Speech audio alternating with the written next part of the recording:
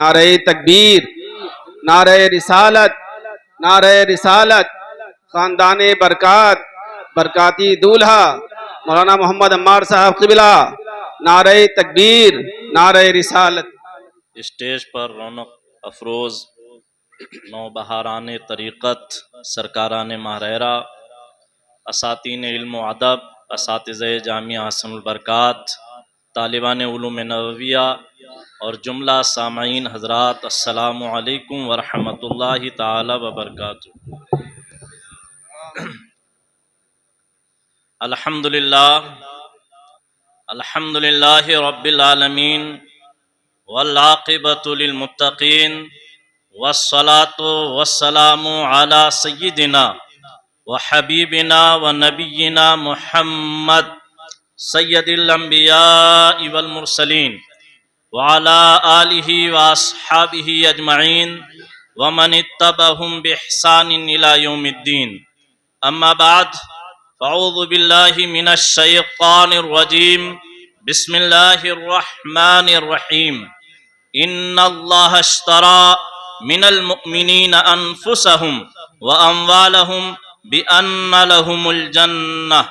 सदक़ल्लाहुल अलीयुल अज़ीम व नहनु अला ज़ालिका लमिनश शाहिदीन वस्सलातु वस्सलामु अला सय्यदिल मुरसलीन। आइए हम सब मिलकर एक मर्तबा हुजूर नबी करीम बाइसे तकबीन रोजगार, उम्मत के गमखार, नबियों के सरदार, रसूलों के ताजदार, कौनो मक्का के शहरे यार, शाफ़े रोज़े शुमार, जन्नत के मालिको मुख्तार, सुबह कायनात के शमसुद्दुहा, शामे कायनात के बदरुद्दुजा, जनाबे मुहम्मदुर रसूलुल्लाह सल्लल्लाहु ताला अलैहि व अला आलिहि व अस्हाबिहि वसल्लम की बारगाह मुक़द्दस में बड़ी मोहब्बत के साथ दुरूद व सलाम का नजराना पेश कीजिए और पढ़िए आवाज़े बुलंद, अल्लाहुम्मा सल्ली व सल्लिम व बारिक अला सय्यिदिना मुहम्मद तिब्बिल क़ुलूबि व दवाइहा, आफियतिल अब्दानी व शिफाइहा, नूरिल अबसारी व ज़ियाइहा, व अला आलिहि व अस्हाबिहि दाइमन अबदा सलातन तब्का व तदूम बिदवामिल मल्किल हय्यिल क़य्यूम। सामईन मोहतरम, ये हमारे लिए बड़ी शर्फ की बात है कि इस बरकाती मस्जिद में ख़ानदाने अफराद के चश्मो चराग और ख़ानदाने अफराद हमारे सरकारान ने महरेरा के सामने हमें कुछ बोलने का मौका मिल रहा है। अल्लाह तबारक व तआला से दुआ है, मौला हक बोलने, हक सुनने, हक समझाने और हक पर अमल करने की तौफीक अता फरमाए। बगैर किसी तमहीद के आइए आप हजरात, मुसलमानों पर अल्लाह तबारक व तआला ने 5 वक्त की नमाज फर्ज फरमाई और उन नमाजों के अंदर अल्लाह तबारक व तआला ने मुसलमानों के लिए जरूरी करार दिया कि वो सूरह फातिहा पढ़ें। सूरह फातिहा जिसको सूरह दुआ भी कहा जाता है, जिसमें हम अल्लाह की हम्द व सना के बाद अल्लाह तबारक व तआला की बारगाह में खड़े होकर दुआ मांगते हैं। तो अल्लाह की बारगाह में अर्ज करते हैं, इहदिना सिरातल मुस्तकीम, के मौला हमें सीधी राह पर चला। फिर आगे अल्लाह की बारगाह में अर्ज करते हैं तो कहते हैं सिरातल लज़ीना अनअमता अलैहिम, के मौला हमें उन लोगों की राह और उन लोगों के रास्ते पर चला जिन पर तूने इनाम किया। तो गोया कि हम नमाज के अंदर बारहा कई बार अल्लाह की बारगाह में ये दुआ मांगते हैं कि मौला हमें उन लोगों की राह पर चला दे जिन पर तूने अपना इनाम व इकराम फरमाया। अब वो लोग कौन हैं जिन पर अल्लाह तबारक व तआला ने इनाम व इकराम फरमाया है? कुरान मुकद्दस की आयात की तफसीर के अंदर एक ज़ाब्ता है कि कुरान मुकद्दस की तफसीर के ताल्लुक से पहला ज़ाब्ता है अल कुरान युफस्सिरु बाज़ुहु बाज़ा, कि कुरान का बाज़ हिस्सा बाज़ हिस्से की तफसीर करता है। तो कुरान मुकद्दस की बारगाह में जाकर हमने अर्ज किया कि आखिर वो कौन से अफराद हैं जिन पर इनाम अल्लाह तबारक व तआला ने फरमाया। तो अल्लाह तबारक व तआला दूसरी जगह इरशाद फरमाता है, अल्लज़ीना अनअमल्लाहु अलैहिम मिनन नबिय्यीन वस्सिद्दीकीन वश्शुहदा वस्सालिहीन, के लोगों वो लोग जिन पर अल्लाह तबारक व तआला ने इनाम फरमाया वो अंबिया की जमात है, शुहदा की जमात है, सिद्दीकीन की जमात है और सालिहीन की जमात है। तो गोया कि हम अपनी नमाजों के अंदर अल्लाह तबारक व तआला से ये दुआ मांगते हैं कि मौला हमें अंबिया की राह पर चला दे, सिद्दीकीन की राह पर चला दे, शुहदा की राह पर चला दे और सालिहीन की राह पर चला दे। अंबिया अल्लाह तबारक व तआला ने कमोबेश 1,24,000 अंबिया और रसूलाने इज़ाम अलैहिमुस्सलाम दुनिया के अंदर मबूस फरमाए, जिनमें सबसे अशरफ और सबसे असियत, सबसे बड़े सरदार, नबियों के नबी हमारे नबी जनाबे मोहम्मद रसूलुल्लाह सल्लल्लाहु ताला अलैहि वसल्लम है। और ये अल्लाह का हमारे ऊपर करम, बालाए करम है कि उसने हमें अपने महबूब की उम्मत में पैदा फरमाया। तो एक तो अंबिया की राह है और दूसरे नंबर पर है सिद्दीकीन की राह। यानी हम नमाजों के अंदर दुआ मांगते हैं, मौला हमें सिद्दीकीन की राह पर चला दे। सवाल है सिद्दीकीन कौन है? तो आइए मैं आपको बताता चलूं सिद्दीक कहते किसे हैं, कौन से वो अफराद होते हैं जिनको सिद्दीक के लक़ब से कुरान मुक़द्दस ने मुलक़्क़ब फरमाया। सिद्दीक का लुग़वी माना आता है बहुत ज्यादा सच बोलने वाला, लेकिन इसकी इस्तिलाही तारीफ और इस्तिलाही माना आता है कि जो नबियों की बातों पर बगैर किसी चूं और चिरा के लब्बैक कह दे वो सिद्दीक हुआ करता है। इसलिए हजरत अबू बकर सिद्दीक को सिद्दीक अकबर कहा जाता है और अली मौला करमल्लाहु ताला वजहुल करीम को सिद्दीक असगर कहा जाता है, क्योंकि नबी पाक ने जब अपनी नबुव्वत का ऐलान किया तो ये उन अफराद में शामिल हैं जिन्होंने नबी की बात पर न चूं कहा था न चिरा कहा था, बल्कि सरकार ने कहा था मैं अल्लाह का नबी हूं। इन्होंने कहा था आमन्ना सद्दकना, कि सरकार हम ईमान भी लाए और हम आपकी तस्दीक भी करते हैं। तो पहला रास्ता है सिद्दीकों का रास्ता और दूसरा रास्ता कुरान मुक़द्दस फरमाता है शुहदा का रास्ता है। शहीद कौन हजरात शहीद होते हैं? शहादत क्या है? किसी भी मजहब, किसी भी मिल्लत, किसी भी कौम, किसी भी उम्मत को बढ़ाने और बचाने के लिए जिन नुफूसे कुदसिया की कुर्बानी दी जाती है उन्हीं को शहीद कहते हैं। शहीद उन्हें कहते हैं जो एलाए कलिमतुल्लाह, यानी अल्लाह का कलमा सबसे बुलंद हो जाए, उसके लिए अपनी जानों का नजराना पेश करते हैं। शहीद उन्हें कहते हैं। शहीद उन्हें कहा जाता है जो इस्लाम की नशरो इशाअत के लिए अपनी जानों का नजराना पेश करते हैं। शहीद उन्हें कहा जाता है जो इस्लाम की बका और इस्लाम के तहफ्फुज के लिए अपनी जानों का नजराना पेश करते रहते हैं। शहीद एक ऐसा रुतबा और एक ऐसा मनसब है जिस मनसब को पाने के लिए मोमिनीन की जानें हमेशा तड़पती हैं, लेकिन यह मनसब बड़ी किस्मत वालों को मिला करता है, क्योंकि अल्लाह अपने दीन और अपने मजहब और अपने कलमे की बुलंदी के लिए जिनसे काम ले ले वो यकीनन बड़ी किस्मत वाले हुआ करते हैं। शहीदों की एक लंबी तादाद है, एक लंबी फहरिस्त है, इब्तिदाए इस्लाम से लेकर अब तक और क़यामत तक लोग इस्लाम के खातिर, इस्लाम के तहफ्फुज, इस्लाम की बका और इस्लाम की नशरो इशाअत के खातिर अपनी जानों का नजराना पेश करते रहे। उनकी जानें क्या हैं और इन जानों के नजराने के बदले में इनको मिलना क्या है? अल्लाह तबारक व तआला कुरान मुक़द्दस में खुद इरशाद फरमाता है, इन्नल्लाह अश्तरा मिनल मोमिनीना अनफुसहुम व अमवालहुम बिअन्ना लहुमुल जन्नह, के लोगों अल्लाह ने मोमिनीन से उनकी जानों को और उनके मालों को खरीद लिया बदले में इसके कि उनके लिए जन्नत है। खरीदने वाली जात अल्लाह की है। जिन चीजों को खरीदा गया वो मोमिनीन की जानें और मोमिनीन के अमवाल हैं, और जिनसे खरीदा गया वो मोमिनीन है, और जिस चीज के बदले में खरीदा गया वो जन्नत है। शहीद को शहीद कहते ही इसलिए हैं क्योंकि वो अपनी जान का नजराना पेश करता है। क्योंकि और लोग जब दुनिया से जाते हैं, दुनिया से कूच करते हैं, तो अपनी कब्रों में आराम फरमाते हैं, लेकिन शहीदों के लिए सरकार फरमाते हैं कि शहीद जैसे ही उसकी जान का नजराना दुनिया में अल्लाह और उसके रसूल के नाम पर पेश करता है, इधर नजराना पेश करता है, उधर उसकी रूह को जन्नत की सैर करा दिया कर दी जाती है। शहीद, क्योंकि शहीदा यशहदो से, जिसका माना हाजिर होना, शहीद को शहीद इसीलिए कहा जाता है अल-मशहूद लहू अज्रु, कि उसका अज्र उसके सामने हाजिर कर दिया जाता है। तो शहीद के ताल्लुक से सबसे बड़ा क्या है? अल्लाह तबारक व तआला ने कुरान मुकद्दस में ऐलान फरमाया, तो साफ कहा, वला तक़ूलू लिमन युक़तल, के लोगों जो अल्लाह की राह में कुर्बान किए जाएं, ला तक़ूलू अमवात, उन्हें मुर्दा ना कहो, बल लहयाउन, बल्कि वो जिंदा हैं, वलाकिन ला तशउरून, लेकिन तुम्हें उसका एहसास नहीं।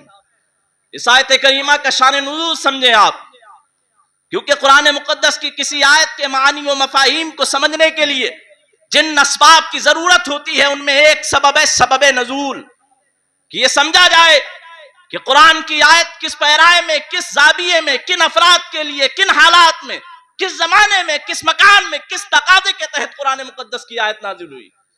जब इसके लिए हमने गौर व फिक्र किया तो अल्लामा वाहिदी की असबाबुन नुज़ूल के अंदर और अल्लामा बग़वी ने अपनी किताब मालिमुत तंज़ील के अंदर इसका शान नुज़ूल बयान किया कि इस्लाम की पहली जंग जंग बदर होती है। जंग बदर इस्लाम हक व बातिल की पहली जंग, इस्लाम के अंदर मजहब इस्लाम के मानने वालों की पहली जंग रमजान के महीने में होती है।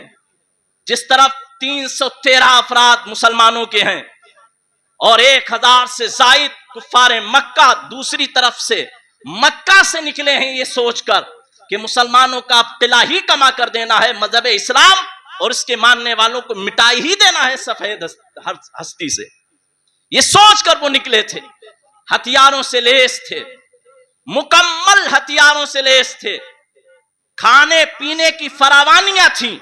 और इस तरफ 313 मुसलमानों का हाल ये था कि किसी के पास भी मुकम्मल हथियार नहीं थे, और कुछ तो ऐसे थे जिनको सरकार ने खजूर की छाल दे दी थी कि जाओ इसी से लड़ो। ऐसे भी अफराद थे। जंगे बदर का मार्का हुआ, वहां पर मुसलमानों ने बहुत ज्यादा शुजाअत दी, बहादुरी का बहुत पैमाना दिखाया, जानिसारी के वो काफिये मुरत्तब किए कि दुनिया वाले आशस कर उठे, और कम मिन फ़िअतिन कलीला, कि कितने ही कम जमातों ने बड़ी जमातों पर गलबा पाया, उसका नमूना बनकर हाजिर पेश हुए। और मुसलमानों में से सिर्फ 14 अफराद इस जंग में शहीद होते हैं, 8 अंसार और 6 मुहाजिरीन। 14 अफराद इस जंग में शहीद हुए। मुसलमान जंग से कामयाब फातेह होकर और हक का परचम बुलंद करके मदीना मुनव्वरा में वापस लौटे। तो कहने वालों ने कहा कि जो दुनिया से चले गए हैं वो दुनिया की नेमतों से महरूम हो गए हैं। दुनिया के अंदर नेमतें थी, खाते थे, पीते थे, अपने बाल बच्चों के साथ रहते थे, लेकिन बदर के मैदान में शहीद हो गए, दुनिया की नेमतों से महरूम हो गए। जब यह बात नबी पाक सल्लल्लाहु ताला अलैहि वसल्लम के कानों तक पहुंची, तब यह आयत करीमा नाज़िल हुई और कहा, तुम उन्हें मुर्दा समझते हो कि मुर्दा नेमतों से महरूम हो जाता है, नेमतों से फायदा नहीं उठा सकता। अरे वो मुर्दा नहीं है, वो तो ऐसे जिंदा है कि उनकी जिंदगी का तुम्हें एहसास नहीं। कैसी जिंदगी है उनकी। नबी पाक सल्लल्लाहु ताला अलैहि वसल्लम की हदीस है बुखारी और मुस्लिम की, कि दुनिया से जाने वाले जब जन्नत में जाते हैं तो दुनिया वाले नेमतें देखी, फानी नेमतें, हालात दम बदम बदलती हुई नेमतें, कि अगर एक फल आज खाने के लायक है तो 2-3 दिन के बाद वही फल खाने के लायक नहीं रह जाता। ताजे फल का जायका अलग है, वही बासे फल का जायका अलग हो जाता है। इन फानी नेमतों में रहने वाले मुसलमान जब जन्नत में पहुंचेंगे तो जन्नत की नेमतों में मगन हो जाएंगे, जन्नत की नेमतों में खो जाएंगे, क्योंकि तरह तरह की नेमतें हैं। कुरान मुकद्दस कहता है कि रुज़्क़ू, कि उनको रिज़्क़ दिया जाएगा जो वो चाहेंगे।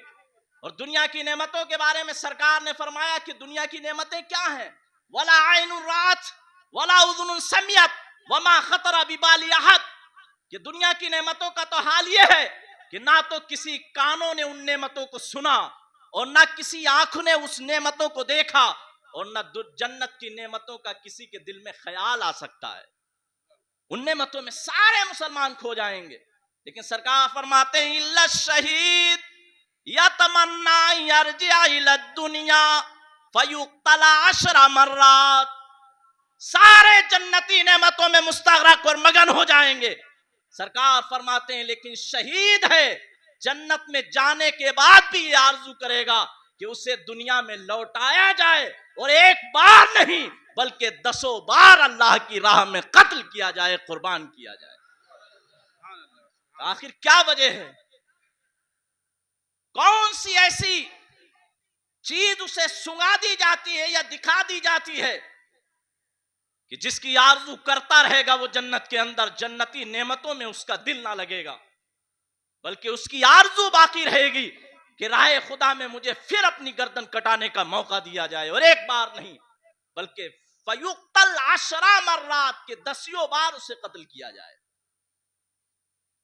सरकार फरमाते हैं कि हम और आप समझते हैं कि शहीद ने बड़ी तकलीफें उठाई, बड़ी परेशानियां उठाई, नेजों के जख्म सहे, तलवारों के जख्म सहे, तीरों के जख्म सहे, लेकिन सरकार फरमाते हैं कि शहीद ला यजिदु अलमल कत्ल, कि शहीद कोई कत्ल का आलम और तकलीफ नहीं पाता, बल्कि कितनी कमा यजिदु अहदुकुम अलमल करसा, कि शहीद अपने कत्ल होने में सिर्फ इतनी तकलीफ पाता है जितना कि तुम्हें कोई चूंटी काट ले तो तुम्हें तकलीफ का एहसास होता है, कोई तुम्हारी चुटकी काट ले तो इतनी तकलीफ का एहसास होता है। कहा क्यों?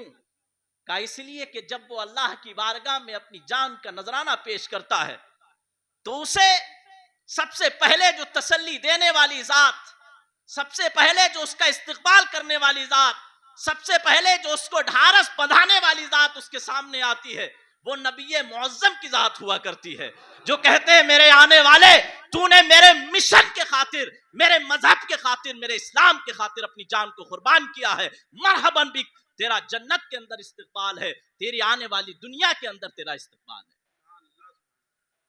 आपने वो वाकया 12 सुना होगा, मैं उसकी तफसील में नहीं जाना चाहता कि कोई कहने वाला कहे कि कैसे कत्ल की तकलीफ नहीं होती, तो कुरान का दूसरा वाकया वो अपनी निगाहों के सामने रखे, हजरत यूसुफ अलैहिस्सलाम का, कि हजरत यूसुफ अलैहिस्सलाम पर हजरत जुलेखा फरेफ्ता हो गई, उनकी मोहब्बत में मगन हो गई, तो उनकी सहेलियों ने इल्जाम लगाया कि एक गुलाम की मोहब्बत में, एक गुलाम के हुस्न में गिरफ्तार हो गई। तो हजरत जुलेखा ने, कुरान मुकद्दस ने उसकी मंजर कशी की है कि हजरत जुलेखा ने अपनी सहेलियों को बुलाया और उन सबको दस्तरखान पर बिठाया, तरह तरह के खाने खिलाए और सबके हाथ में एक छुरी दी और उनके हाथ में एक फल दिया और कहा मैं यूसुफ को तुम्हारे सामने लाऊंगी, जब तुम यूसुफ को देखना तो तुम अपनी इन छुरियों से अपने इन फलों को काट लेना। हजरत यूसुफ अलैहिस्सलाम को लाया गया जुलेखा की सहेलियों के सामने।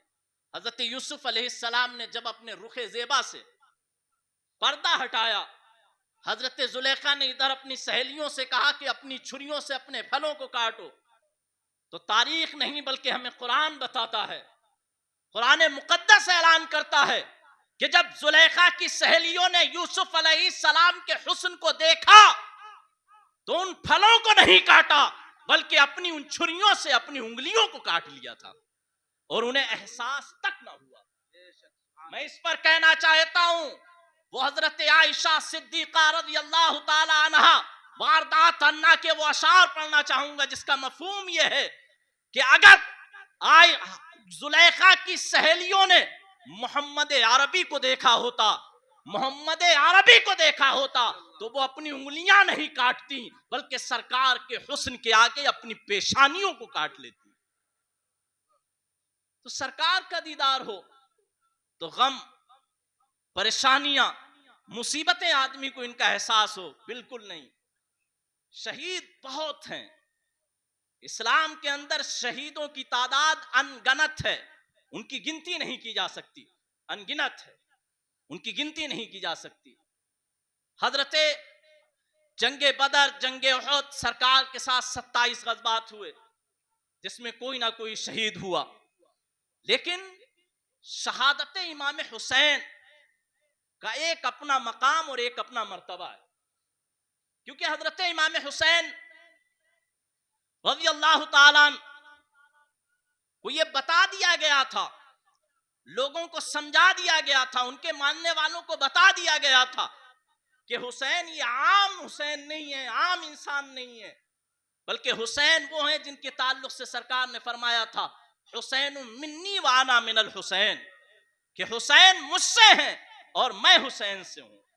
यानी मुझसे मोहब्बत करना हुसैन से मोहब्बत करना है, मुझसे नफरत करना हुसैन से नफरत करना है, हुसैन से मोहब्बत करना गोया कि मुझसे मोहब्बत करना है, और हुसैन से नफरत व अदावत करना गोया कि मुझसे नफरत व अदावत करना है। लोगों को बता दिया गया था, सरकार ने कह दिया था कि अल हसन वल हुसैन हुआ रिहानिया मिन दुनिया, कि हसन हुसैन ये मेरे दुनिया के दो फूल हैं। लोगों को बता दिया गया था अल हसन वल हुसैन सैयद शबाब अहलिल जन्नह, कि हसन हुसैन जन्नती जवानों के सरदार हैं। लोगों को समझा दिया गया था, बता दिया गया था। वो हसन हुसैन जिनको अपने बाजुओं पर बिठाकर सरकार ने दुआ मांगी थी, अल्लाहुम्मा इन्नी उहिब्बुहुमा फाहिब्बहुमा वाहिब्बा मन युहिब्बहुमा, कि अल्लाह मैं हसन हुसैन से मोहब्बत करता हूं, तो ये मौला तू भी हसन हुसैन से मोहब्बत फरमा। सरकार की दुआ दुआए मुस्तजाब है, सरकार दुआ मांगे तो उसको कबूल होना है। सरकार ने दुआ मांगी कि अल्लाह मैं हुसैन और हसन से मोहब्बत करता हूं, तू भी हसन हुसैन से मोहब्बत फरमा ले। और आगे फरमाया व अहिब्बु मन युहिब्बुहुमा, और उनसे भी मोहब्बत कर ले जो हसन हुसैन से मोहब्बत करने वाले हैं। सरकार ने दुआ मांगी है, मुसलमानों अपनी किस्मत पर नाज करो हसन हुसैन से मोहब्बत करने वालों, कि अगर तुम्हारी मोहब्बत में सदाकत है, सच्चाई है, तो घबराओ नहीं, तुम अल्लाह के भी महबूब बंदे हो। क्योंकि सरकार ने दुआ मांगी है कि इनसे जो मोहब्बत करे अल्लाह तो उनसे भी मोहब्बत फरमा। इमाम हुसैन ने करबला के मैदान में बहादुरी का मुजाहरा किया, करबला के मैदान में जूदो सखा का मुजाहरा किया। इस पर मैं एक रवायत जिक्र करूंगा और फिर अपनी बातों को खत्म करूंगा। अशरफुल मोहब्बत लिआले मोहम्मद में अल्लामा नबहानी ने एक रवायत जिक्र की कि नबी पाक सल्लल्लाहु ताला अलैहि वसल्लम जो अता करने वाले थे, उनकी बारगाह में एक मर्तबा हजरत फातिमा रज़ियल्लाहु ताला अन्हा वारदात अन्ना तशरीफ लाई, हाजिर हुई बारगाह नबूवत में, और आपके एक तरफ हसन थे, दूसरी तरफ हुसैन थे, छोटे छोटे। सरकार की बारगाह में हाजिर होती हैं, अर्ज करती या रसूल अल्लाह, मेरे नाना जान अपने नवासों को भी कुछ अता कर दीजिए।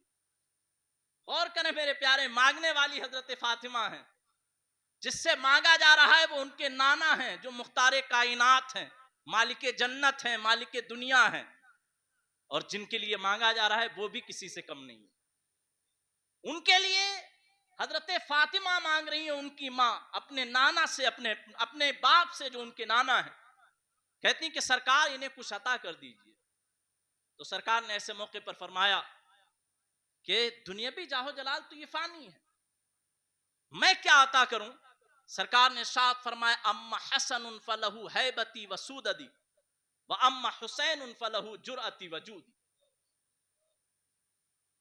कि दुनिया वाले दुनिया की चीजें देते हैं, मैं हसन को अपनी हैबत और सरदारी दे रहा हूं, और हुसैन को अपनी जुरातो बहादुरी और सखावत दे रहा हूं। हसन हुसैन को हसन को हैबत और सरदारी दी गई, वो एक अलग मौजू और टॉपिक है, लेकिन हुसैन को क्या दिया गया, जुरात, बहादुरी और सखावत। किसने दी? सरकार ने। सिर्फ जुरातो बहादुरी नहीं, बल्कि फरमाया जुराती मेरी बहादुरी, सखावत नहीं बल्कि फरमाया जूदी मेरी सखावत। अब सरकार की बहादुरी देखो मेरे प्यारे, और देखो उस बहादुरी से इमाम हुसैन पाक को कितना सदका मिला है। सरकार की बहादुरी देखना हो तो इब्तिदाए इस्लाम की तरफ आ जाओ। पूरी दुनिया पर कुफ्र का बादल छाया हुआ है, अल्लाह का नाम लेवा कोई नहीं है, कोई इस बात को कहने के लिए तैयार नहीं है कि अल्लाह एक है। कुछ मुवाहिदीन हैं दुनिया के अंदर जो अल्लाह को एक मान रहे हैं, लेकिन किसी की हिम्मत नहीं है, किसी की जुर्रत नहीं है कि मक्का जैसी मुतसल्लिब कौम के अंदर खड़े होकर अल्लाह की वहदानियत का ऐलान कर दे। लेकिन नबी पाक सल्लल्लाहु ताला अलैहि वसल्लम फारान की चोटी पर खड़े होते हैं, अल्लाह का फरमान फस्ता बिमा तुमर पर अमल करते हैं और बबांगे दोहल ऐलान करते हैं, लोगों तुम अब तक तारीकियों में हो, सुनो अल्लाह एक है और उसका रसूल मैं मोहम्मद हूं। ऐलान किया सरकार ने, पूरा मक्का दुश्मन बना। मक्का के बाशिंदे जो सादिक और अमीन कहते थे, लक़ब से मुलक़ब करते थे कि आप सच बोलने वाले हो, अमानतदार हो, उन्होंने ही सरकार पर झूठे होने का इल्जाम लगा दिया। कहा तुम काज़िब हो, साहिर हो, तुम मुफ्तरी हो। लेकिन सरकार अपने दावे से नहीं हटे, मक्का छोड़ा, मदीने पहुंचे, जंगें की, लेकिन अपने दावे से पीछे नहीं हटे। शुजाअत व बहादुरी का एक नमूना पेश किया। देखो यही बहादुरी हजरत इमाम हुसैन के अंदर।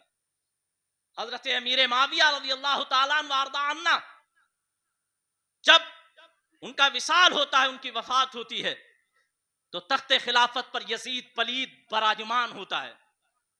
जबरदस्ती तख्ते खिलाफत पर बैठ जाता है और अपने आप के खलीफा होने का ऐलान कर देता है। पूरी दुनिया इस्लाम के अंदर सब ये जानते थे और सब ये मानते थे कि खिलाफत जैसे अजीम मनसब के लायक यजीद हरगिज नहीं। कोई मैदान में आने को तैयार नहीं था। सब अपनी मजलिसों में ये कहते थे कि यजीद खिलाफत का अहल नहीं है, यजीद खिलाफत का मुस्तहिक नहीं है, यजीद को कैसे खलीफा बना दिया गया, यजीद खिलाफत के लायक नहीं है। ऐसे मौके पर हजरत इमाम हुसैन ने अपने नाना जान की दी हुई बहादुरी और जुरात का मुजाहिरा किया और बबांगे दोहल मदीना से लेकर मक्का और मक्का से लेकर करबला तक ऐलान किया कि लोगों याद रखो, यजीद हरगिज खिलाफत का मुस्तहिक नहीं है। जुरत व बहादुरी तो थी, चारों तरफ से घेर लिया गया था। पता था कि इमाम मुतगल्लिब है, जबरदस्ती बादशाह बन बैठा है, इसके मुकाबले से आने से जान का भी नुकसान है, माल का भी नुकसान है, औलाद का भी नुकसान है, और वो यकीनी तौर पर जानते थे, ऐसा हुआ भी। लेकिन जुरत व बहादुरी अपने नाना जान की थी, इसलिए बरमला ऐलान किया कि यजीद खिलाफत का मुस्तहिक हरगिज नहीं। दूसरी चीज जो सरकार ने दी थी वो थी अपनी सखावत। कैसी सखावत है सरकार की? दुनिया वाले सखावत करते हैं, सखावत माल दे देना, माल तो जिस्मों का मैल होता है। सखावत क्या है? हजरत अल्लामा जामी अपनी किताब शवाहिदुन नबुव्वत के अंदर जिक्र करते हैं एक वाकया।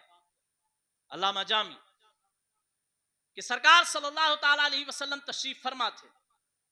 आपके एक जानू पर आपके साहबजादे हजरत इब्राहिम थे और दूसरे जानू पर हजरत हुसैन थे। इसी दरमियान में हजरत जिब्रील अमीन बारगाह रिसालत में हाजिर होते हैं।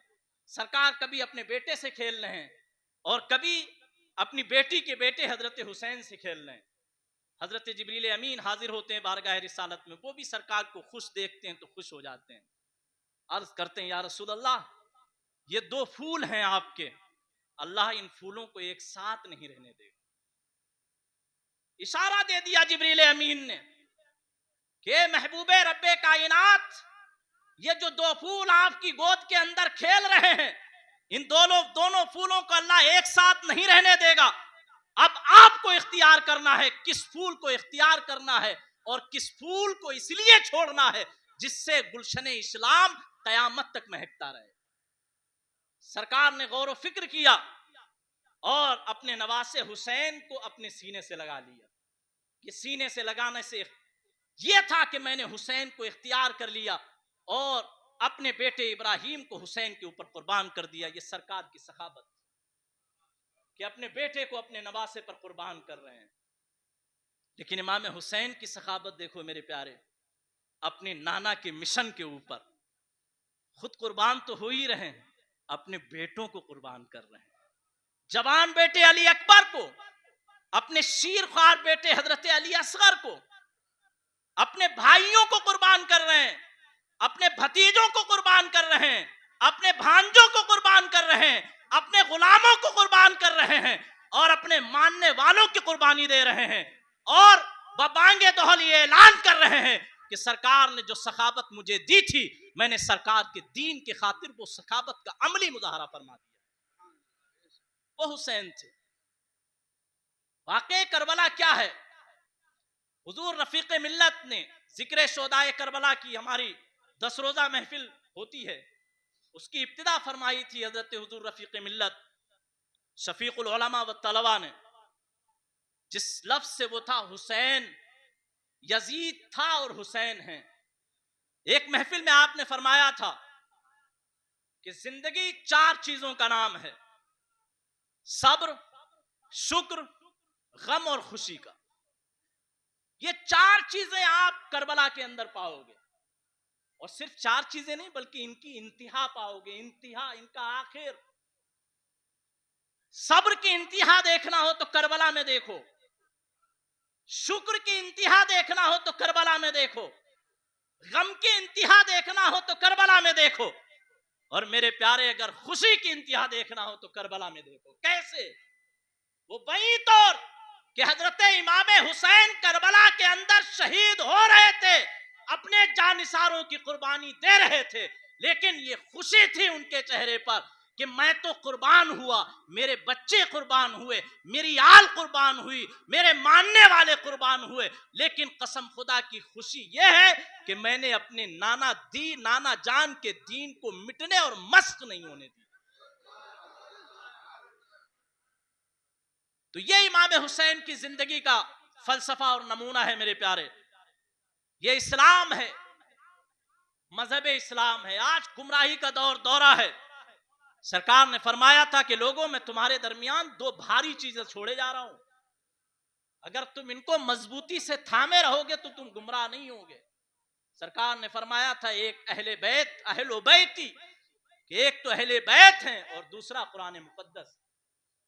यही पैगाम है करबला का कि अहले बैत का दामन मजबूती से थाम लो और कुरान के बताए हुए आमाल पर, कुरान के बताए हुए अकायद पर, कुरान के बताए हुए अहकाम पर अमल पैरा हो जाओ।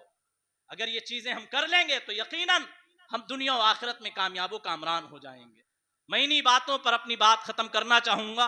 अल्लाह तबारक व तआला से दुआ है मौला मेरे कहने सुनने को कबूल फरमाए।